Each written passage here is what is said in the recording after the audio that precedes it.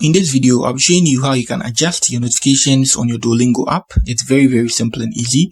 So now you can turn off notification for some stuff. So what you need to do is on your interface like this, just tap on your account profile. You can see that in the middle bottom, the middle there. Now all we need to do is tap on our settings. That's the top right corner of our screen. We tap on that. Good. So now we scroll, and you can see this notification here. So all these are notification settings. You can see a lot of them. So you can turn it on and turn it off. And you can see a mobile and an email. So you can turn both mobile off and both email too off. You get it? So when it's blue, it means you've turned it on. You can turn on only mobile. So this simple English.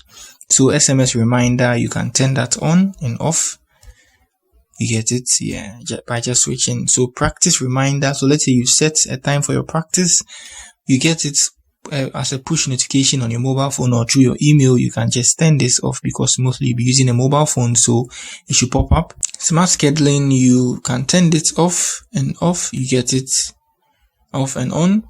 Weekly progress, you get your progress you are, making, learning your new language. In your mail, you can turn it off as well. You can turn it on. I think this is good. And when you get a new follower, you get a notification. Should be off from email. You can just see it pop up on your mobile phone. Friend activities, you can get it. Let's say they watch your profile or something like that. And leaderboards and the rest, you can turn them all on and off. Streak freeze and all that, and privacy and all that. Just switch. Yeah, so that's it on how you adjust your notifications on your Duolingo app. If you are new here, just give me a like, subscribe to my channel if you are new here. That's it for the video. Peace.